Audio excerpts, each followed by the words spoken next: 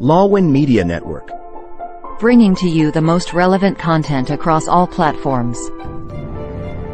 Business, legal, politics, health, lifestyle, and entertainment. Your source for all the news and updates in the greater Houston community from Texas and all over the world. Get informed and empowered with Lawin Media Network.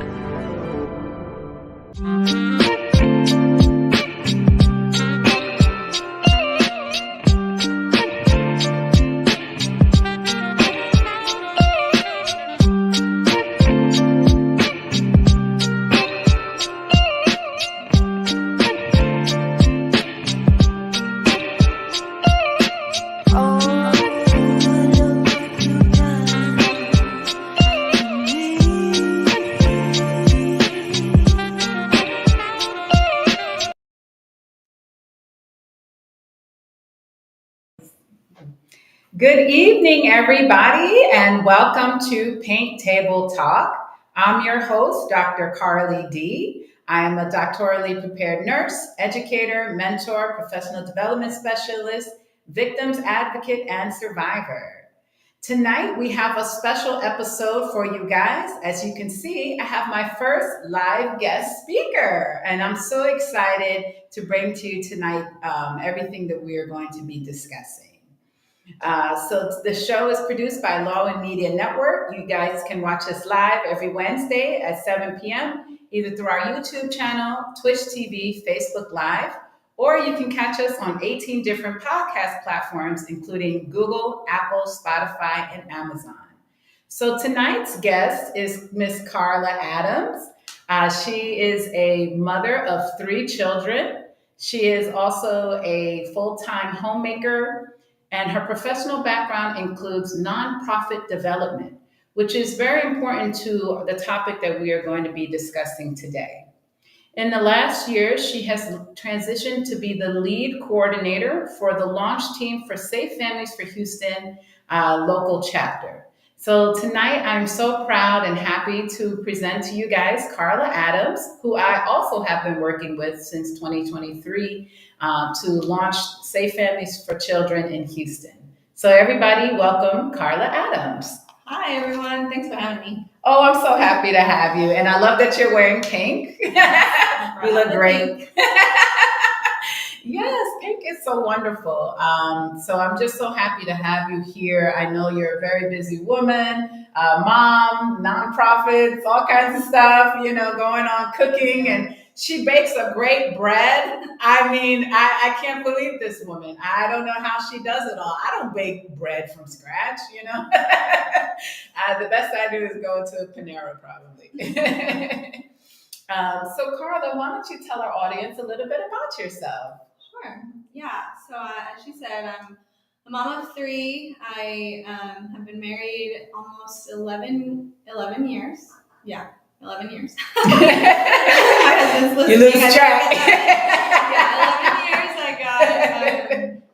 I was mostly born or raised in Dallas, Texas, and we moved around a bit. I am Latina. My family's from Guatemala and Mexico originally. My parents' heritage are from there, even though I was born in the States. But I do speak Spanish fluently, and trying to teach my kids. Yes. Un poquito español. Español, and my husband is American, so we're trying to teach our kids Spanish too. But we've been in Houston for about 6 years. Okay. Nice. And like she said, through my faith and my kind of walk with God, I came to want to help others, right? So that's what we're called to do. But I first came into nonprofit development through my college education. So I kind of got a degree in liberal arts, business development, and I just stumbled like everybody else trying to, make it in your first job. I did some fundraising events, and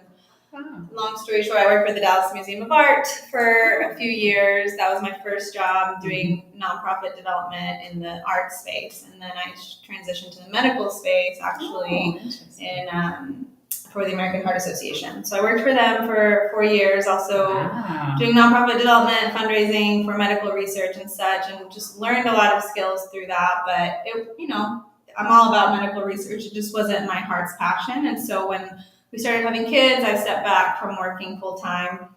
But I just really wanted to give back. And once, kids started getting a little older and I had a little more time, wanted to do something that I was passionate about. So I fell into helping moms because, I don't know if you guys feel this, but when I entered motherhood, it was so hard and incredibly overwhelming.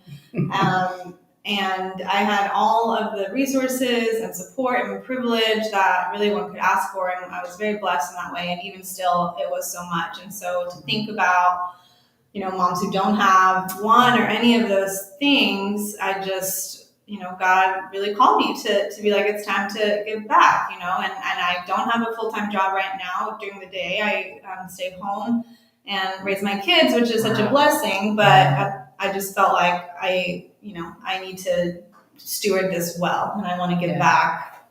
And so I got involved with an organization called Young Lives to mentor teen moms at the time, about a few years ago. So through Young Lives, I became a mentor to a couple of moms, and I walked with them. I've walked with them for about 3 years just to guide them and, love them through a hard season that can be isolating as a teen mother. But and it was through their stories that I came to Safe Families. When I heard about Safe Families, it's something, and I'll talk more about it in a bit, but it was something that I thought our city really needed because these moms really could have used a circle of support because I alone was not enough, and I tried and ran myself ragged a little bit trying to solve some of these giant problems that it really takes a village to kind of pull somebody out when they're facing crisis. So yeah, that's tough. Wow, what amazing! You're so accomplished. Thank you. You work for such great organizations, and I think through those organizations,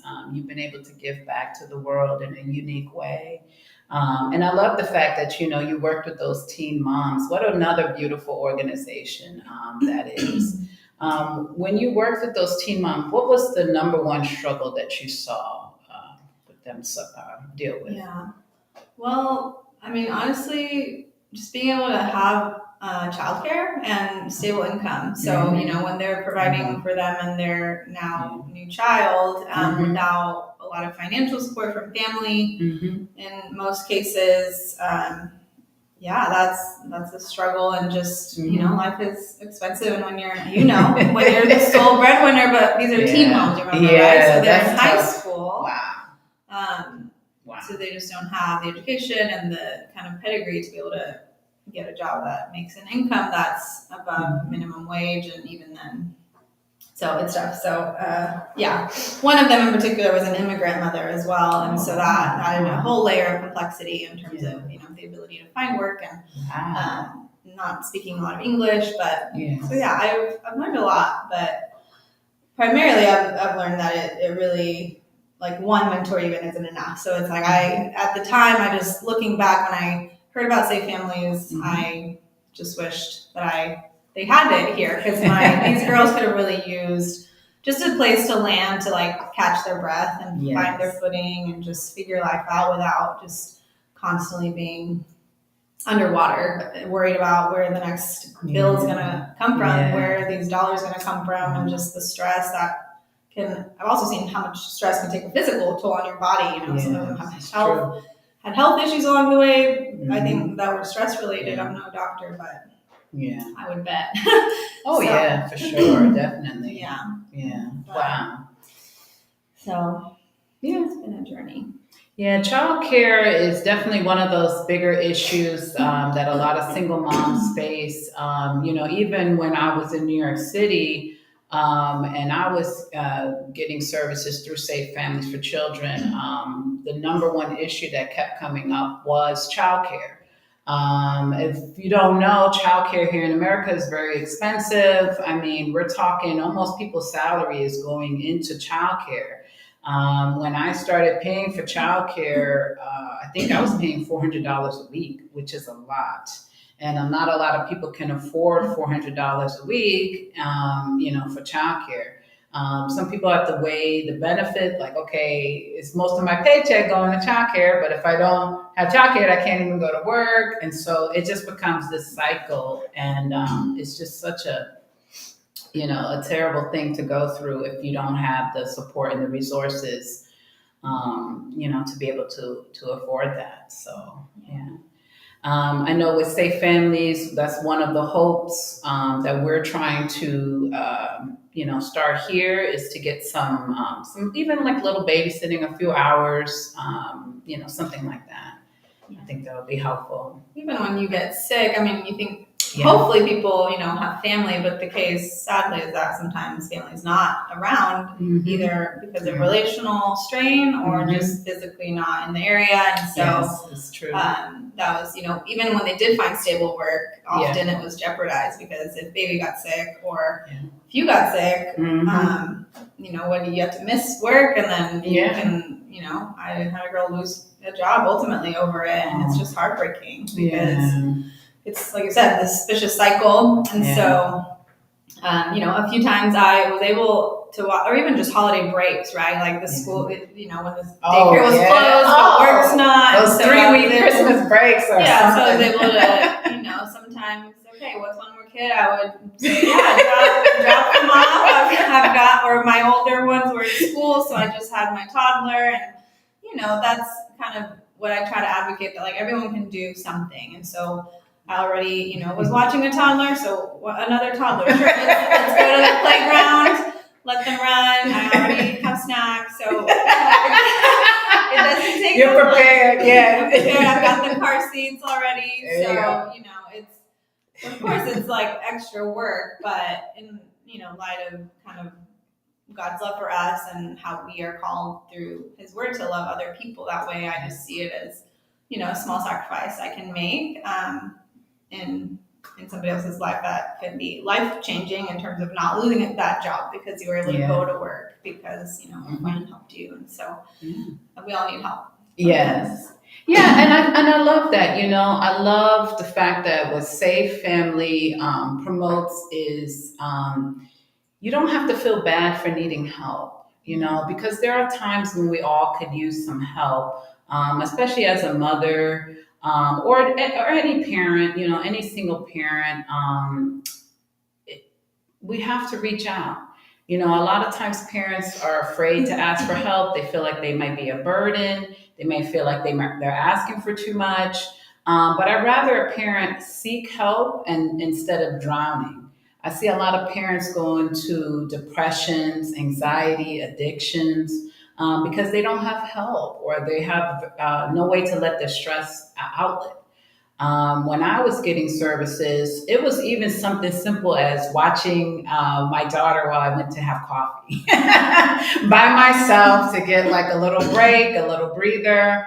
I was in school at the time, so I was able to kind of bring my laptop, sit, get a little break. Even that hour, it felt like it was just glorious for me. And it was just such a mental break and a relief for me to get those services. So I really, truly love what Safe Family does. Parents definitely need it. Yeah. Yeah, and I just, I admit, like, I am kind of in that very privileged population, and part of that, like, it's a challenge and it's a calling because I just felt that, I felt that I needed to share what the blessings God had given me, my time, my space. So it was just like, how can I use this for the kingdom? And it's been such a blessing to me. I learned a lot, and so. Yeah, and it really is amazing. You mentioned a parent needing surgery or being sick. I was very ill in 2021. I needed my gallbladder removed, but I had no one to watch my kids. And unfortunately, in New York City, the Safe Family regulations weren't allowing for the workers to keep children overnight.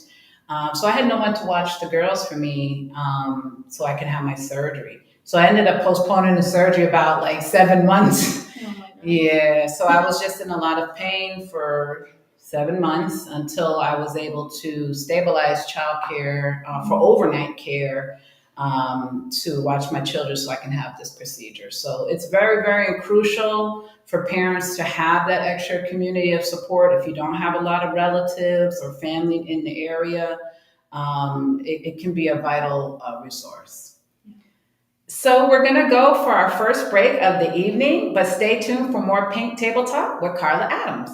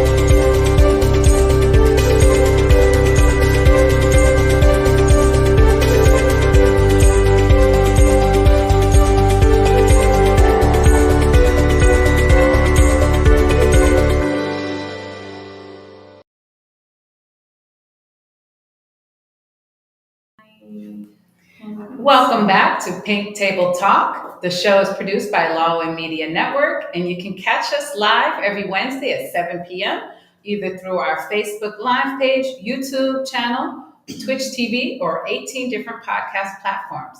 Tonight, we're talking with the Safe Families for Children Houston lead coordinator, Carla Adams. We do have a comment from an audience member, from May DeVera. She said, getting older. She said, getting younger, you mean? You look so young, Miss Carla. Thank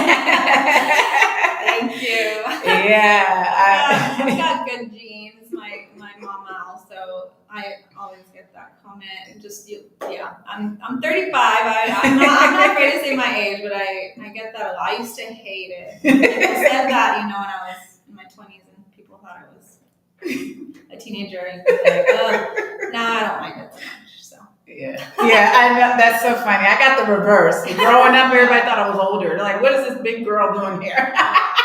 This big tall girl. Why is she in here?" Yeah. And now everybody says I look younger. So we're aging in reverse. Thank you very much. Very kind. Yes. So before we went on break, we were talking about your background in nonprofit development and how you started here in Houston working with young lives. So working with some teen moms. Now you've transitioned into helping Safe Families for Children. So tell us more about that. How did you find out about Safe Families for Children Houston? Yeah, it's funny. I found out about it through a book. I was reading a book called The Gospel Comes with a House Key, about radical hospitality and the calling of the church to be kind of the hands and feet of Christ in the world to, help the orphan and the widow of our times. Mm-hmm. And so it was mentioned in this book. It's about a family, and they were foster parents, but also they just mentioned we did Safe Families, and I was like, what is that? So I Googled it, and I realized that there wasn't a Houston chapter, so I connected with the Dallas chapter, and they connected me to the few straggling volunteers that were here at the time in 2023. Yeah.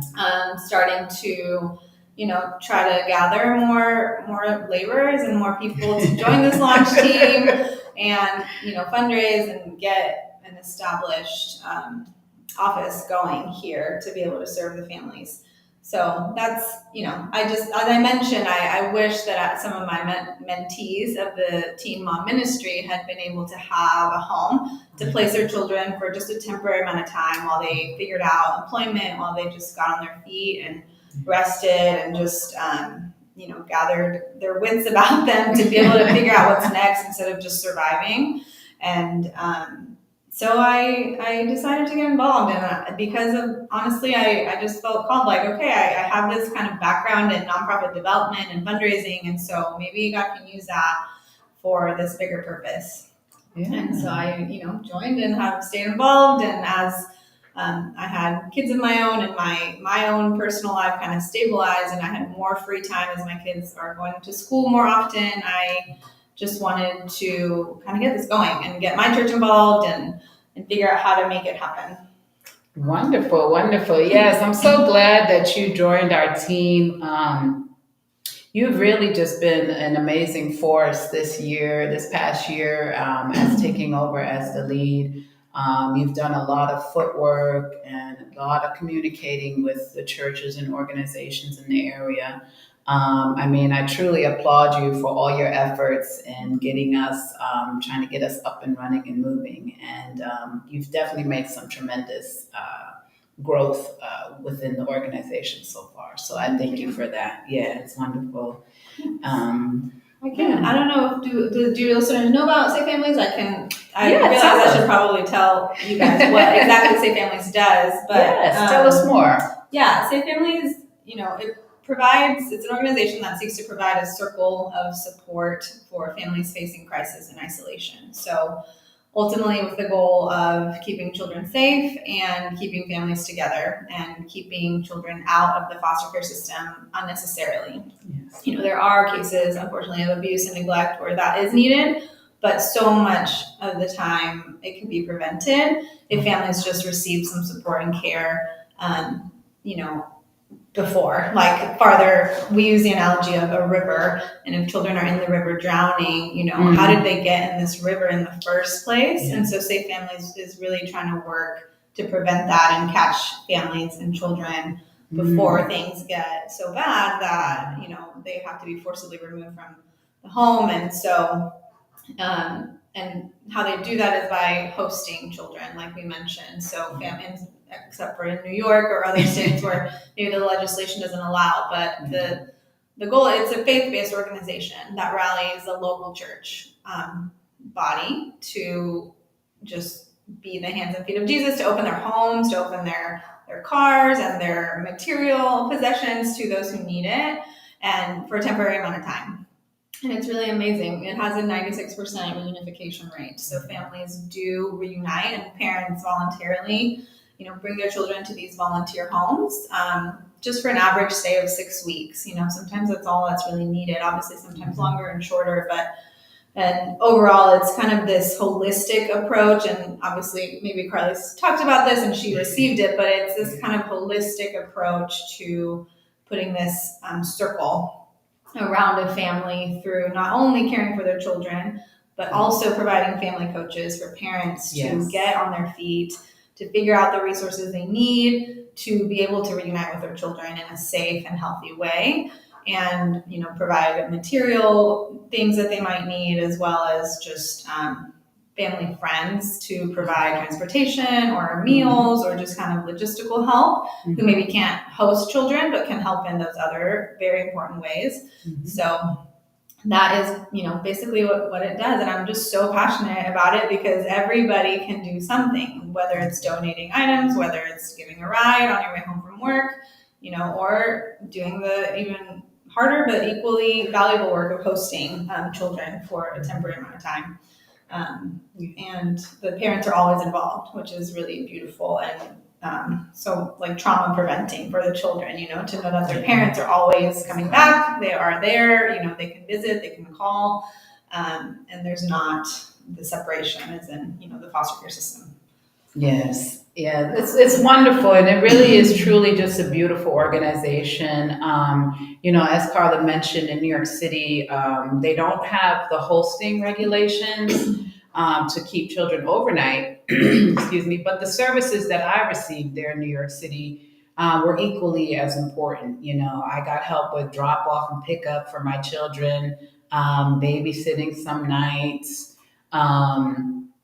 I got help with, just let's go to the park together. Because if anybody has met my girls, they know how rambunctious they are, and you need a whole team of people to go with them to the park. No, they're not. I've taken them to the park before. They're sweet. They're just kids. Yeah. My children are the same. Yeah, so it's just practical help like that could be just so crucial and vital for a mom or a parent who might be struggling or tired or stressed. I think we all have those days, but for some parents, especially those who might have gone through crises or trauma, it could be even more difficult and challenging for them to go through parenthood. So what the organization does is it's so beautiful. And as she mentioned, it keeps families together, it keeps children together. The parents are involved in the care. It's not a situation where it's like, oh, I don't see my kids. I don't know what's happening to them. I don't know where they are. I don't know these people. Can you tell us about the process? Who are the family friends and what is their vetting process? Yeah. What's great about Safe Families being this like middle entity, I see it as a connector between, local Christians, the local church, and families in crisis. So volunteers are heavily vetted with background checks and training. And it's the same level of training that a foster parent would receive, almost exactly. And so that provides this kind of safety for both the families facing crisis to know that these people their children are with are safe, and also they receive no compensation for this work. This is a completely volunteer. These volunteers just do it out of the goodness of their heart and God's calling on their life. So, but also it protects volunteers as well by having Safe Families as an organization. Just in case anything did happen. It just provides also kind of legal protection for the volunteers. So it just keeps everybody safe, and it connects these worlds, because in a city, at least like Houston, that's so sprawling and segregated, physically, geographically, it will be able to bring people together. Because if I, as a mom in a kind of suburban home, have this desire to like share my life and my time with people who need it, like how am I going to find these families, And so Safe Families will connect, people like me with somebody who needs help in my area, like physically close, so that it's easy and convenient. It's never easy, to go out of your way, but it's easier than, driving all the way across town, or it just provides this great logistical solution for how do we help each other.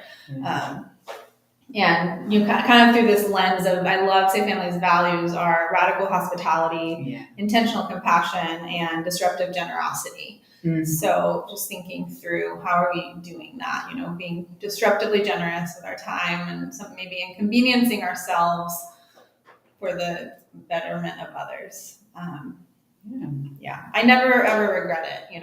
At first I'm like, I wish I maybe could just read my book this morning, but I'm gonna go and give this mom and her baby a ride to the food stamp office, or the doctor, or whatever, if they don't have a car. And so and it's like I never regret it.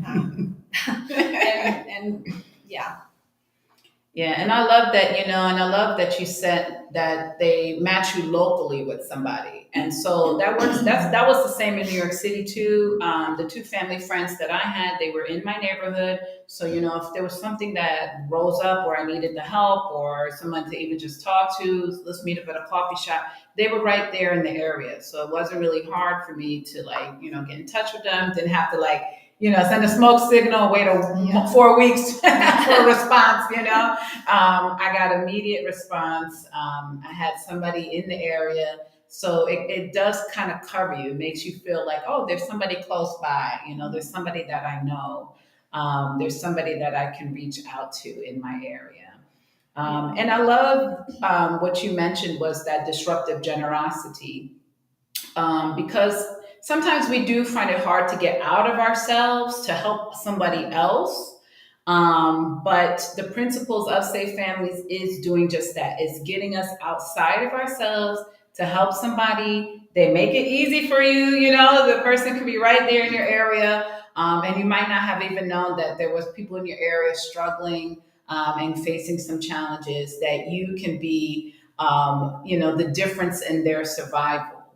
And that's truly the message that I would love to hit home with, is that to you, it might just be, oh, this is another day, but to them, just getting like that coffee break or that ride to the doctor's office, it's life changing. And I'm families can do. Yeah. Like you said, the connections, Safe Families always says relationships is their secret sauce. And so even when you exit that crisis, you have those relationships for life. Yes. Which is really valuable. Yes, because I'm 6 years out of the program, but I'm still friends with my two family friends. Hey, Jacqueline. Hey, Karen. And we still have our group chat. Our group chat has been in place since 2018. We have not ended our group chat. And it's so funny because one lives on the West Coast and one is on the East Coast. And we might text at midnight and we all still respond. So, and they love getting pictures of the girls and all my crazy theme parties. Yes. So we're going to go ahead to our second commercial break of the evening, but you guys stay tuned for more Pink Table Talk with Carla Adams. Tune into Legal Treats with attorney Eileen Legoat Dizon every Friday at 7 p.m. Central Time. Get your weekly dose of legal knowledge, especially on family matters like divorce, child custody, child support, estate planning, probate and immigration. Engage in discussions by posting your questions, comments, greetings or shoutouts. See you every Friday at 7 p.m. Central Time. That would be Saturday at 9 a.m. Philippines. Don't miss out.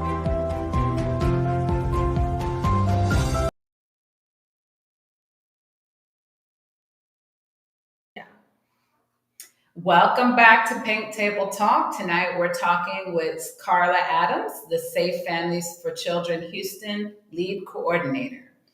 So Carla, can you tell our audience, since taking over as the lead coordinator, I know you had started initially as a volunteer, but tell us, what has the process been in transitioning into the lead, and what has gone into getting this launch going?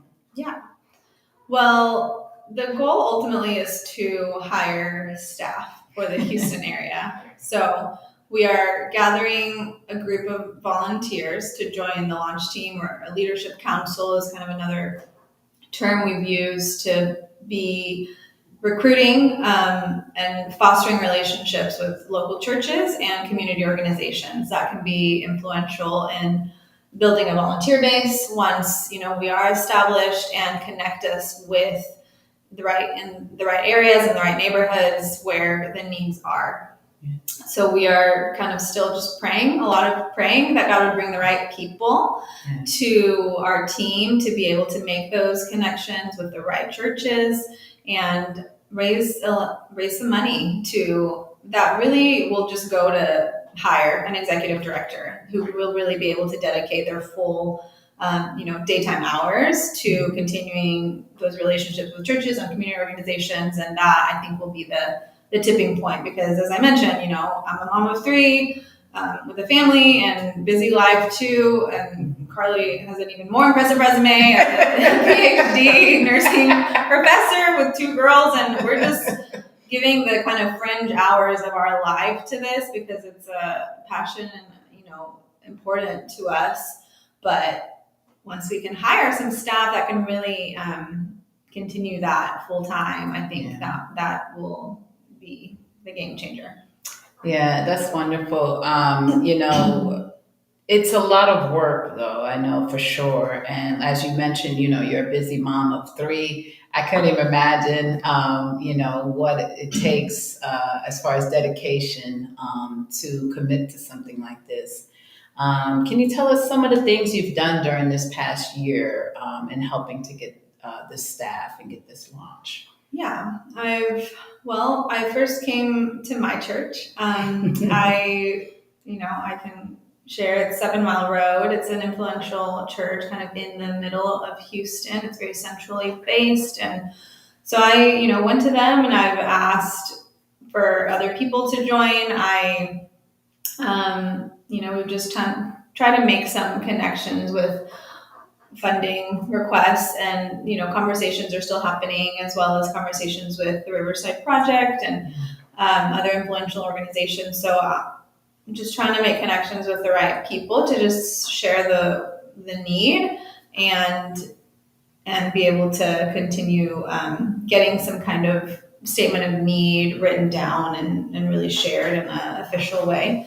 So, and we've also applied for a funding grant from an organization called the Children's Fund that helps give kind of startup funding to organizations that are new, like as a one-time starting gift. And we definitely fall under that category. So we are have submitted that and are in the waiting wings. Hopefully we'll hear back this spring.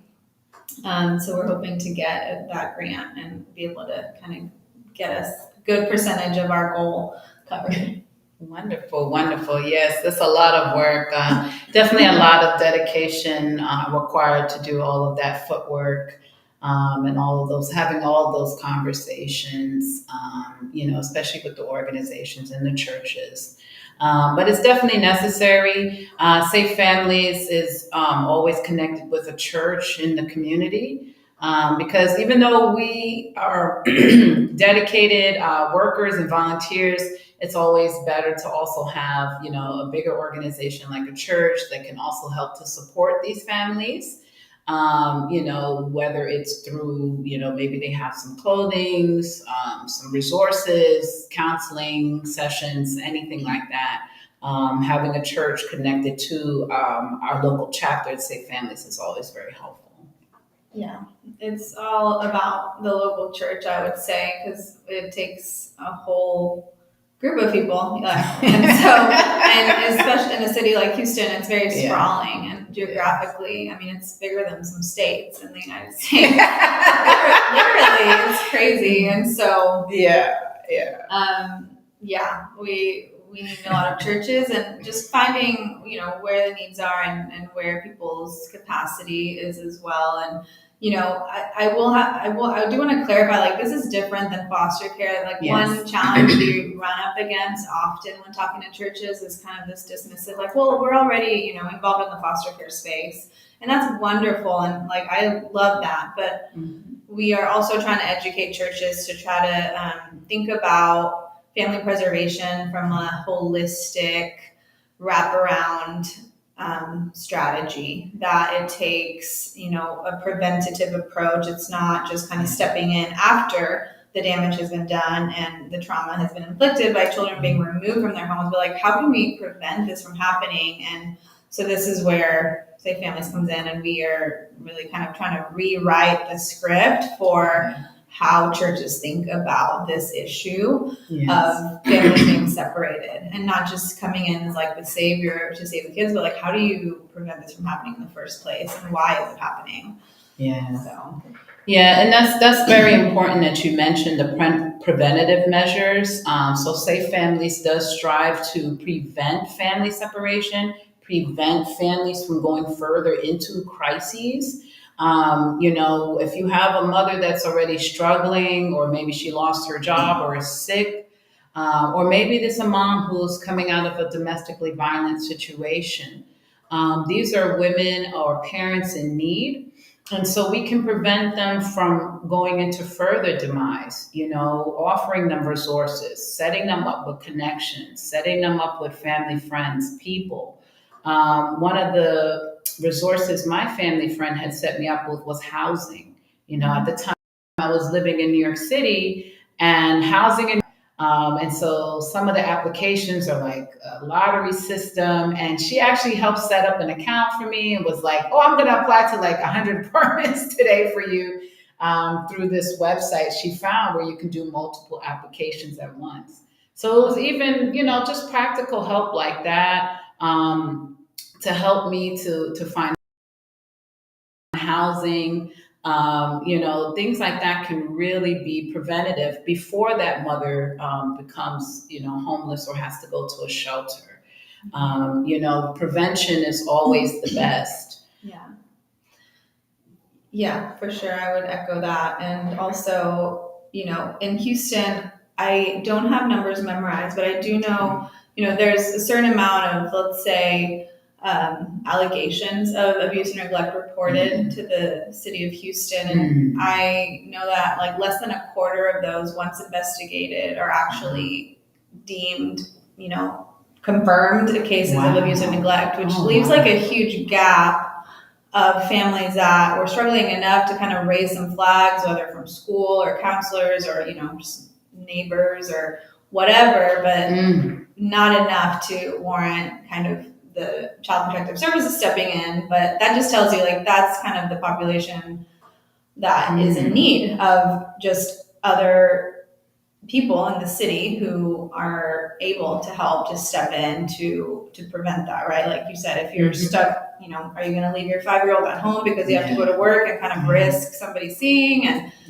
reporting, because that's not obviously best, but what are you going to do when you have to put food on the table? And so, but some people are just stuck between a rock and a hard place. And, just having that support and those resources can truly help. And like I said, it can really make a difference, a life or death difference for somebody who's struggling. And I've noticed, I kind of entered the ministry thinking, oh, if I just fix all the administrative, logistical problems, I can help you fill out these forms, I can do all these things for you. But I kind of realized like mental health is a huge piece of this because, and having support and somebody in your corner is a huge factor in like being in a positive mental health state. But, when you are depressed or down and like that kind of grips you, you don't care about any application or you kind of just go under and just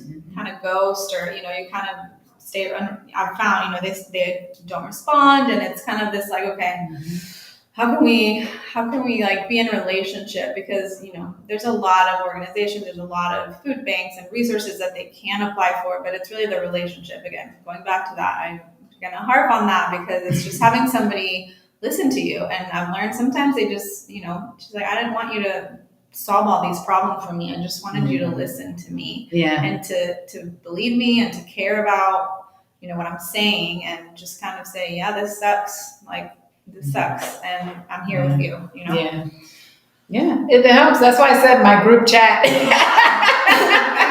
I love that you're still in contact. Oh yeah, we keep it going strong, and what I realized too was it was helping them also.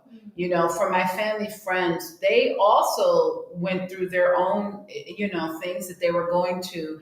And so we all became like a sounding board for one another, as women, as mothers, as wives.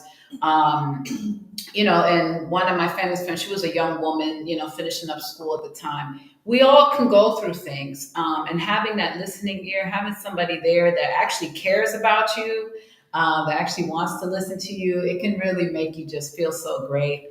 For myself, I was going through a lot at the time. In school, I was in like court with the father. I was going through so much. So just talking to them, having someone who cared about me, who listened to me, it just made such a great difference for me. And I was able to feel seen and feel heard and feel important. Yeah, that's amazing. My husband and I considered being foster parents for a little bit before we got pregnant with our third. And I just want to, for when we do get established, and I just want to challenge those out there who I've heard so many people say, oh, I'm interested in being a foster parent, but the percentage of people who actually follow through with that is so small. And so Safe Families just makes that desire, like I said, more accessible and a reality, because maybe we can't be a foster parent with the uncertainty of how long and all of the challenges. But can you host a kid for a few weeks? Sure. That's something small that we could do. And it's within our capacity. So I hope everybody find their place along the river, is how I've heard it said, and everyone can do something. Yeah, it's so important. Every little bit of help for somebody in need and crisis, whether it's a listening ear, filling out an application. Like I said, I was in school at the time. I didn't want to look at another piece of paper and be on my computer filling out housing applications. Just even little practical help like that can really make the difference for somebody. So it's truly wonderful and a blessing to help others. So we're going to go into our last commercial break of the evening, but you guys stay tuned for more Pink Table Talk with Carla Adams. In a world filled with fleeting moments, there's beauty waiting to be captured. My name is Christian, and I specialize in immortalizing your most precious memories. From elegant weddings to vibrant events and timeless portraits, I'm here to make every moment unforgettable. Let me tell your story through the lens. Contact me today and let's create magic together.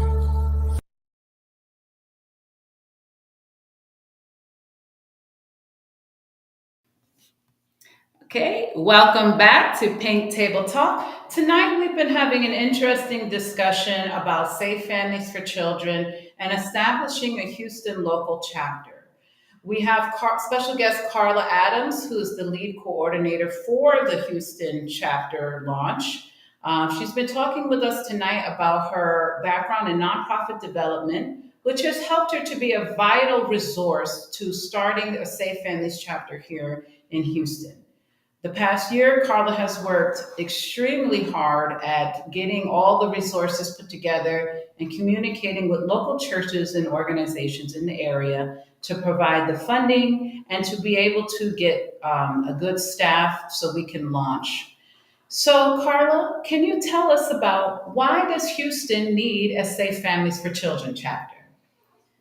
Well, I think I would be bold to say almost every city needs it, but there are struggling families everywhere. But Houston has a 20% poverty rate population who falls under the poverty line. And as I mentioned, I looked it up, there's around 60,000 cases of abuse or neglect reported each year. And like only 10% or less are actually confirmed. And so you have this huge gap between what that tells me is there's that many families who are just struggling enough to have raised flags with schools or hospitals or counselors to have reported something, but not severe enough to actually, go into the system, which is a positive thing in one way, but it just means like they're just continuing to struggle, and most likely they will eventually go into the foster care system. And so that's where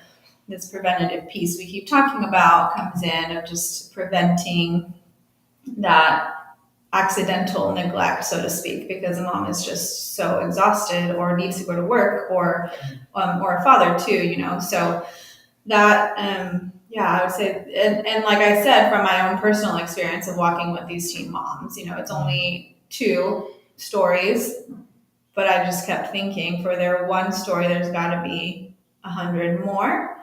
And that's what motivated me to do this and keeps me going, to know that we've, thank God, come out of kind of the hardest, darkest parts of these young women's stories that I've walked with, and their children are now almost 3 and almost 5, and they're doing well, praise God, and have stable income and are, in a safe, housing situation that they can afford. Yeah. But I just, think of how many don't, kind of because they don't have someone to come alongside them, end up homeless or with their children taken away or worse. So. Yeah.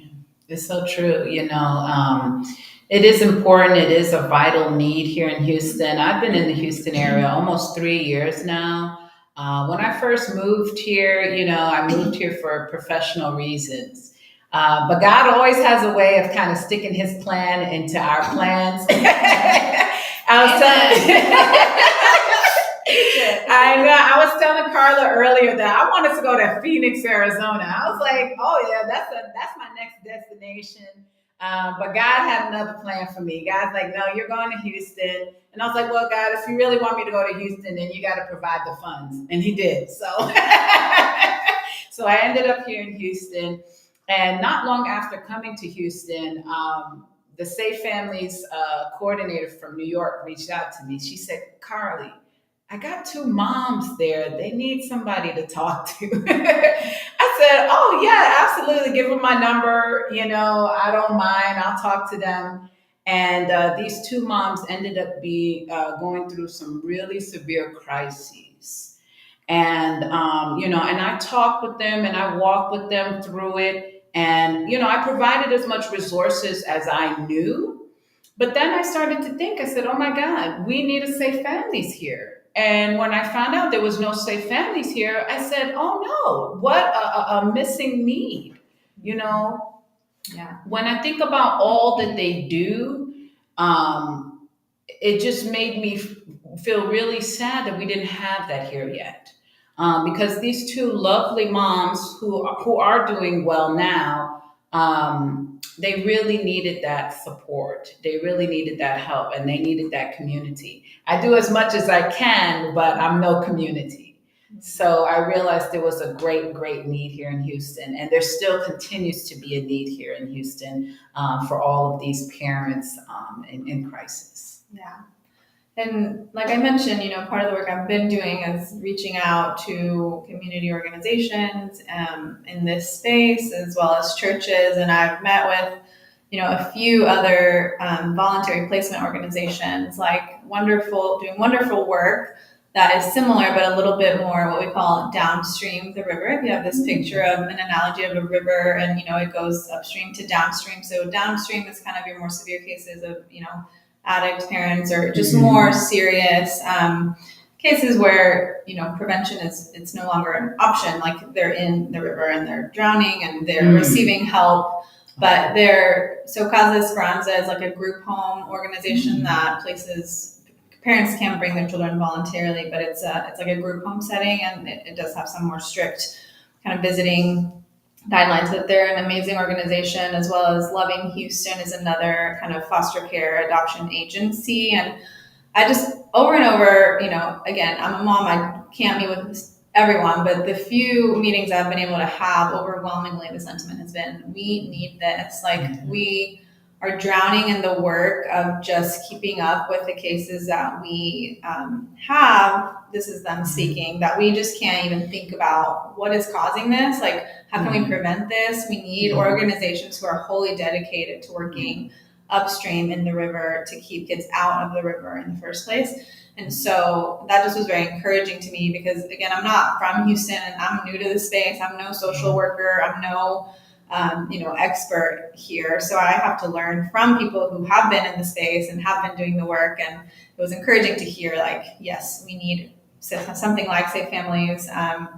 And so that has kept me going, and just, I'm praying that God would provide the right resources at the right time and get us some funding. So, and we do have a giving link set up for Houston. So maybe we could share that. Eventually, we are taking any and all donations at this time to get us to be able to hire an executive director, like I said, to be able to kind of get us established in a place to be able to serve these families. Yes, wonderful. Thank you so much for that, Carla. I really love preventative care. As a healthcare provider, I always talk about prevention, and I always teach, let's prevent the crisis before it happens. I don't like putting out fires, so to speak. I don't like reacting to once there's already a danger and a crisis. I always like to prevent these problems. And as the organizations here who are dealing with these families who have already they're so far in, they also are saying we need something earlier. We need more earlier intervention. So that's where Safe Family can kind of fill that gap and fill that need here in Houston. So I'm hoping that we can get up and running very soon. So Carla, what's left? What's still needed to be done? We need people to join our launch team. We are looking for people from all backgrounds and professions who really, the only requirement is that you have the passion and the, love for God to be able to serve the community in talking about safe families to everyone you meet, to be able to make the right connections with the right organizations that are going to help provide volunteers and funding as needed. So we're a team of about 6 people right now and would love to have closer to 12. We're small but mighty, and I do love our group, but that's what's next is kind of beefing up the launch team to be able to just have more people meeting with more churches, talking with others. There's only so much time in a day. And so that is what's next. And then as well as fundraising, like I said, we are anxiously and prayerfully waiting for the answer about the grant I mentioned, which would be really great. And if not, God will provide other ways. But yeah, I do hope that comes in, and that it's hard to, I do understand and I empathize with people. It's hard to get involved and fund something that is not quite established yet, and it's not doing the work. It's like before. And so, but that's why I'm praying when and if, in God's name, this grant comes in, it will encourage others to get involved and say, oh, okay, there's some skin in the game here. There's people who are investing in this mission and this work. So that's really where we're at. I just continue to talk to everyone about it, mention it if anyone has a heart for this or has thought about foster care and adoption or just mom ministry. This is a great way to get involved, and it's really we meet once a month. It's not a huge time commitment to join the launch team, I would say. Yeah, very doable. Yeah. So that's wonderful. Thank you so much. I appreciate it, Carla. Thank you so much for talking with us today about safe families and all of the wonderful and tremendous work that you're doing to get it up and running here in Houston. Like you said, we are a small but mighty group, but we definitely have made some great strides in the past year and a half here, working towards the official launch. So thank you all for tuning in tonight for Pink Table Talk. Be sure to tune in next Wednesday at 7 p.m. Central, 8 o'clock Eastern Time for more Pink Table Talk with Dr. Carly D. Have a wonderful evening, everybody. Goodbye.